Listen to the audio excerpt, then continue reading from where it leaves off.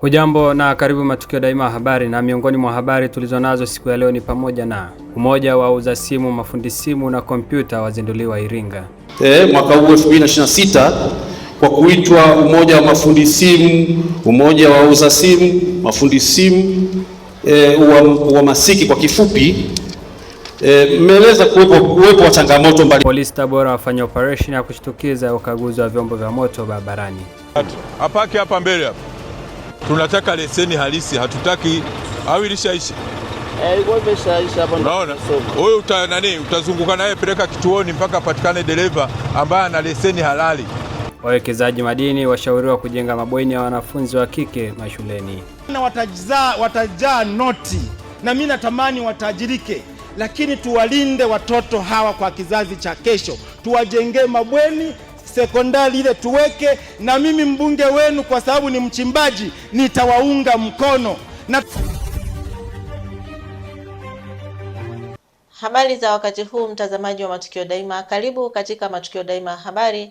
Mimi ni Beldina Majinge na mimi ni Emmanuel Manonga. Karibu. Tukianzia mkoani Iringa, wauzaji na mafundi simu pamoja na kompyuta mkoani Iringa wameanzisha umoja wao wenye lengo la kuwaleta pamoja wataalamu hao, kulinda maslahi yao na kuboresha huduma kwa wananchi.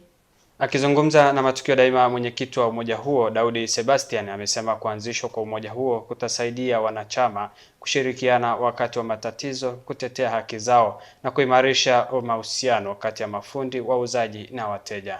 Tupate taarifa zaidi kutoka kwake Francis Godwin. Wakizungumza kabla ya kufanyika kwa zoezi hilo, viongozi hao wamesema kuwa umoja huo utakuwa na tija katika kuhakikisha kuwa chama hicho kinakuwa na nguvu zaidi. Hapa wanazungumza. Hapa sasa ndo tunakuja kwenye malengo na madhumuni. Tumeamua kuanzisha umoja huu kwa sababu kuna sisi kama mafundi na wauzaji kuna muda mambo yalikuwa hayaendi. Kwa mfano ikitokea sherehe, ikitokea misiba, yani bwana chama anakuwa yani kama kwa mfano kama fundi ikitokea shida inakuwa ni changamoto kwake. Kwa hiyo inabidi tujichangishe wenyewe. Kwa hiyo unakuta hatupati ile idadi. Kwa hiyo unakuta mtu kama imetokea shida kama hiyo inakuwa ni changamoto. Lakini tumeanzisha umoja kuhakikisha kwamba kama inatokea shida kama hiyo basi umoja unalibeba hilo swala kama umoja. Kwa upande wake, mkuu wa wilaya ya Iringa Benjamin Sita, ambaye amewakilishwa na katibu tawala wa Iringa Bernard Urassa, amepongeza umoja huo na kusema kuwa umoja huo ni nguzo katika kuwawezesha mafundi hao wanasonga mbele zaidi.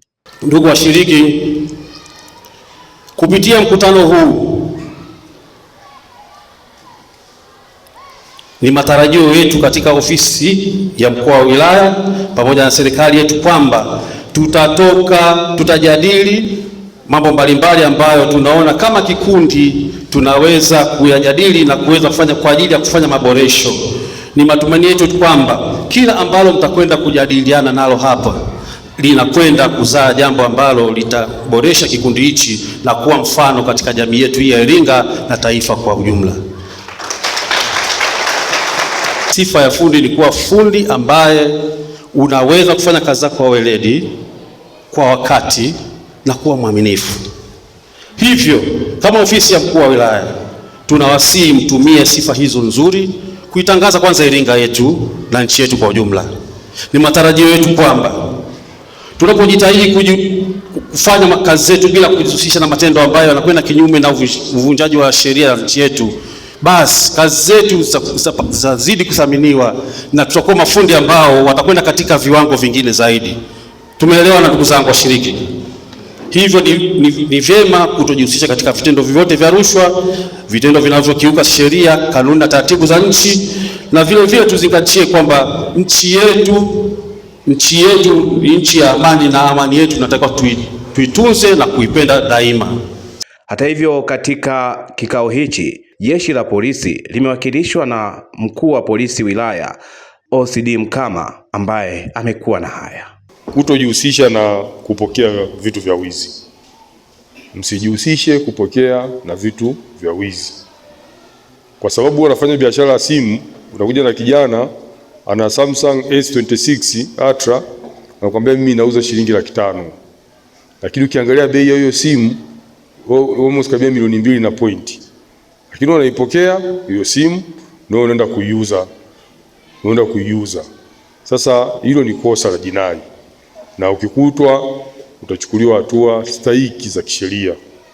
Na usimlaumu mtu kwa sababu wewe ulikuwa na uwezo wa kutoa ushirikiano kwa jeshi la polisi kwamba kuna mteja amekuja hapa ananiuzia simu fulani, lakini mimi kwa bei yake hii. Hapana. Sisi kama jeshi la polisi tutaangalia namna bora ya kukulinda wewe na namna bora ya kuweza kulishughulikia hilo swala bila kukuletea wewe madhara.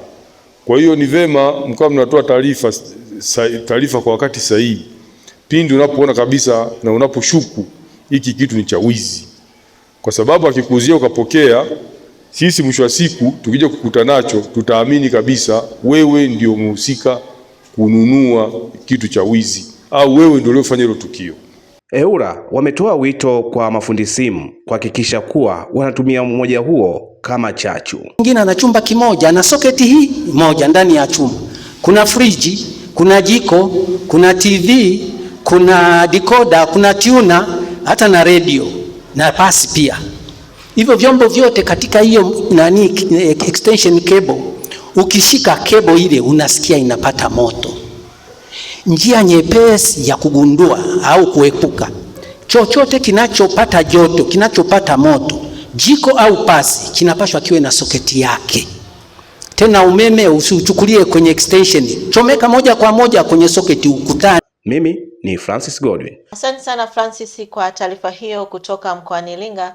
Na tukielekea mkoani Tabora, kamanda wa jeshi la polisi mkoa wa Tabora, kamishna msaidizi wa polisi Twaha Lulengelule ameongoza operation ya kushtukiza ya ukaguzi wa vyombo vyote vya moto katika barabara ya Tabora Kigoma, maeneo ya kata ya Chemchem Tabora mjini, huku akisisitiza madereva kuzingatia sheria za usalama barabarani pamoja na kuwachukulia hatua waliobainika kuwa na makosa yasiyovumilika. Tupate taarifa zaidi kutoka Tabora. Ingia dereva, ingia askari hapa, aende kituoni likakaguliwe vizuri. Habari za abiria. Tunafanya ukaguzi wa kukagua vitu mbalimbali kwenye mabasi, lakini magari mengine, lakini kubwa kabisa ni kupima madereva ulevi. Kwani ni moja ya chanzo cha ajali ni ulevi. Kwa hiyo zoezi hili ni endelevu katika mkoa wa Tabora. Tumeanza sasa hivi kupima mabasi, magari makubwa na magari madogo. Dereva yote ambaye atakuwa ni mlevi tutachukua hatua kali kabisa kufikisha mahakamani, lakini na kufungia leseni yake. Kwa hiyo abiria anatakiwa safari njema, lakini endapo kama kuna mwendo kasi basi namba zetu zipo, mtujulishe tuchukue hatua. Leseni hana? Hana hata leseni. Iko wapi? Namba zake? Mbona haina lata? Lata imekwisha. Lata wanasema alikuwa anafuatilia, lakini anafuatilia kwa nini gari inaingia kazini kati lata haina? Leseni yako? Hapa. Iko vizuri? Leseni iko vizuri. Sawa. Tutaanzia mpaka saa 6. Mvute aje. Apake hapa mbele hapa. Tunataka leseni halisi, hatutaki au ilishaisha. Ilikuwa imeshaisha hapa. Unaona? Wewe utazunguka naye peleka kituoni mpaka patikane dereva ambaye ana leseni halali. Upime kwanza kilevi hapa. Ana ngapi? Haya. Lakini hata ruhusiwa mpaka patikane dereva mwingine ambaye ana leseni ndio itatoka. Wapime wote hao. Pime na huyu aliyekuwa amelala. Hana kilevi. Haya magari yasitoke. Huyu hana leseni, gari ipaki. Kwa nini unampa dereva ambaye hana leseni? Wote dereva na mwenzake na wote. Chukua wote, weka waende mahabusu. Alkoholi 109. Tunakupima sasa hivi una kilevi 109. Wewe upaswi kuendesha gari la abiria. Rudisha gari, atapatikana dereva mwingine ambaye hana kilevi aweze kupeleka abiria.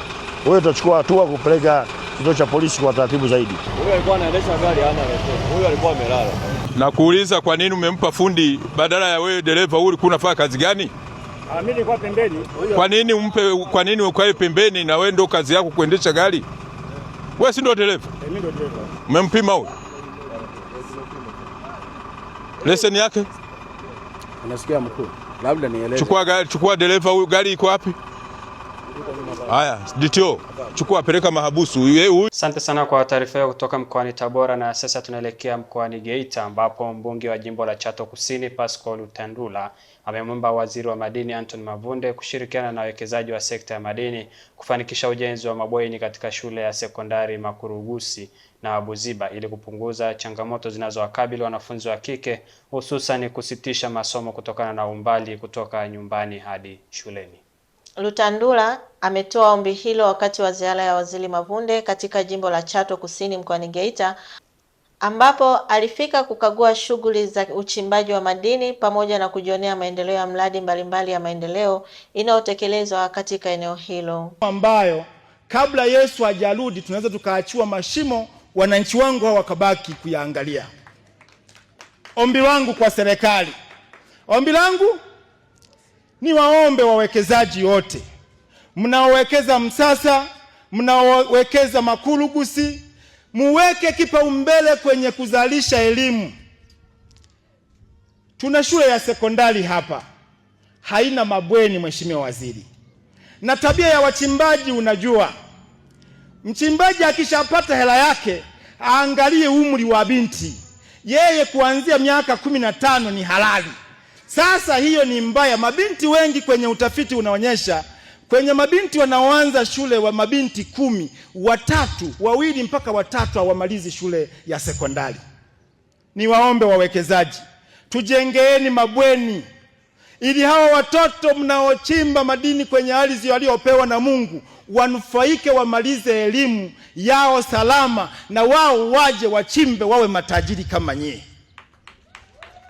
Niombe kampuni hapa nyuma yetu tuna sekondari, hatuna mabweni, na leo mnatuwekea soko la dhahabu hapa.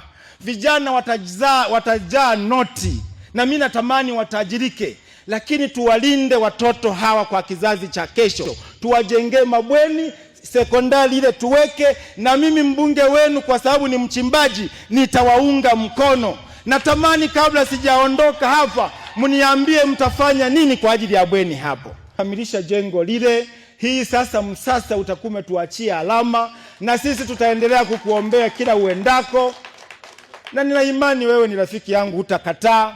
Ombi langu la pili, huko Makurugusi kule tunakochimba nako tuna shule ya sekondari, hatuna mabweni ya watoto wa kike. Ukitujengea na bweni lingine na wewe la kupitia mfuko wako tutashukuru sana, na lenyewe halina hela nyingi, wanasema milioni 100 tu, wataalamu wameniambia. Sasa wewe ndio mawaziri wa madini, Bengeshi Baligwa, huyu ndio waziri wa madini, chako wanasema Tanzanite, machoma, makaragama, we madhahabu, ndio tuko naye hapa.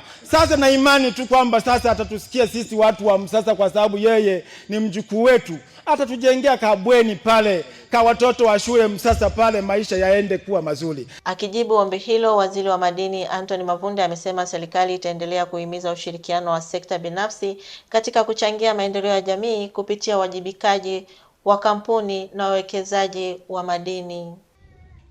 Hapa kiwanda chetu cha uchenjuaji chini ya ushirikiano na RMO, tuandae watu wote waliopo Chato hapa wanaonufaika na sekta ya madini.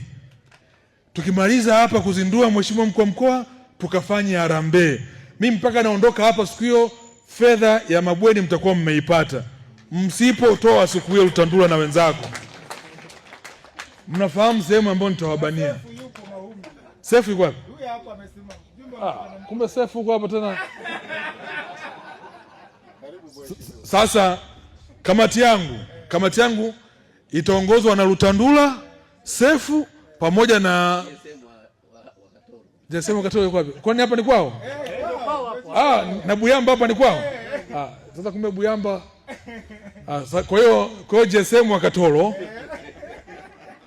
alafu na Kabuo yuko. Sasa mheshimiwa mkuu wa mkoa, au unawamudu mheshimiwa mkuu wa mkoa, mimi nitaomba tu nisiondoke na aibu.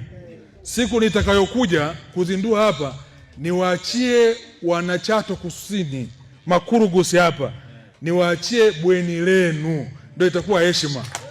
Asante sana kwa taarifa hiyo kutoka mkoani Geita, na sasa tuelekee Sumbawanga mkoani Rukwa ambapo waziri wa nchi ofisi ya waziri mkuu kazi, ajira na mahusiano Deus Sangu amewataka watendaji wa halmashauri ya wilaya Sumbawanga kusimamia kwa uadilifu fedha zinazotolewa na serikali kwa ajili ya utekelezaji wa miradi ya maendeleo ili ilete tija na kuwanufaisha wananchi. Sangu ametoa kauli hiyo wakati akikagua eneo linalojengwa shule mpya ya sekondari Uzia katika kijiji cha Usangwa, kata ya Muze, ambapo alisema usimamizi madhubuti wa fedha za umma ni msingi wa kuhakikisha miradi inakamilika kwa wakati na kwa ubora unaotarajiwa. Tupate taarifa zaidi. Tumekuja kukagua uwanja huu wa ujenzi wa sekondari ya Uzia mpya kabisa. Mama ametuletea milioni 583. Shule hapa itaota kama uyoga. Tumpigie makofi mengi sana Mheshimiwa Rais wetu Daktari Samia Suluhu Hassan. Na hajatuacha nyuma. Ndani ya kata ya Muze kwenye sekta ya elimu ya sekondari pale Mazoka, Mheshimiwa Daktari Samia Suluhu Hassan alituletea milioni 385. Kwa hiyo ukijumlisha na hizi zilizokuja milioni 585 ndani ya kata moja tu ya Muze ni zaidi ya milioni 900 kwenda bilioni 1. Sekta ya elimu tu kwenye ujenzi wa miundombinu, acha uendeshaji wa shule. Kwa hiyo tunabudi kwa moyo wa dhati sana kumshukuru sana Mheshimiwa Rais wetu Daktari Samia Suluhu Hassan. Fedha zimekuja, tumezipokea kwa fulana, kila mtu amefurahi. Kesho mnaanza kufungua zabuni. Ni wasihi sana hasa halmashauri ambao ndo wasimamizi wakuu wa miradi, mkurugenzi, kaimu mkurugenzi, katika fedha ambazo zitawaingiza kwenye mgogoro ni fedha hizi milioni 583 za sekondari hii. Tunataka mwezi Januari watoto waanze kusoma hapa, sekondari iwe imekamilika. Hatutaki kisingizio chochote kile. Na mimi nimefurahi sana mlipoletewa milioni 583, mmejiongeza kwamba kulikuwa na deficit kama alivyosema Mheshimiwa Diwani ya milioni 30, mkasema hatuhitaji mtoe huko halmashauri, tutachangana wananchi wenyewe ili kusiwe na sababu ya ucheleweshaji wa mradi huu. Ongeleni sana kwa ubunifu, na nimekupongeza sana Mheshimiwa Diwani kwa ubunifu wa aina hiyo. Ziara ya kuja kukagua sekondari nitakuja mara nyingi zaidi. Kila nitakapokuja jimboni nitakuja kukagua mradi huu kuhakikisha kwamba natia chachu na hamasa mradi huu ukamilike kwa wakati, ili mwezi wa kwanza kama alivyokusudia kidato cha kwanza waanze kusoma hapa. Na uzuri Ntila amesema hata shilingi haitaibiwa. Na Ntila akisema haibii ni kweli, hata nia haitapotea. Ni mtu makini, ni mtu akisimamia jambo analisimamia kwa moyo wake wote. Na mimi nina support yako, mtu yeyote atakayetusumbua, na mwenyekiti wa halmashauri yuko hapa, tutahakikisha tutachukua hatua kali. Hatutaki kuona sisi kwenye halmashauri yetu kila mradi tunalalamika. Sisi sio, hatukupewa dhamana hii kuwa walalamikaji. Tumepewa dhamana hii kuwa watendaji, kuhakikisha miradi ambayo Mheshimiwa Rais anatupatia inaweza kufanyika kwa wakati na thamani halisi ya fedha inaweza kuonekana. Naam, taarifa hiyo kutoka jijini Dar es Salaam ndio inatufikisha mwisho wa taarifa yetu ya habari kwa siku ya leo, lakini kabla hatujahitimisha tutizame tena muktasari wake. Hujambo na karibu Matukio Daima habari, na miongoni mwa habari tulizonazo siku ya leo ni pamoja na umoja wa wauza simu, mafundi simu na kompyuta wazinduliwa Iringa. Mwaka huu 2026 kwa kuitwa umoja wa mafundi simu, umoja wa wauza simu, mafundi simu, uhamasiki kwa kifupi, mmeeleza kuwepo wa changamoto mbalimbali. Polisi Tabora wafanya operation ya kushtukiza ukaguzi wa vyombo vya moto barabarani. Hapaki hapa mbele hapa. Tunataka leseni halisi, hatutaki au ilishaisha. Ilikuwa imeshaisha hapa. Unaona? Wewe utazunguka naye peleka kituoni mpaka patikane dereva ambaye ana leseni halali.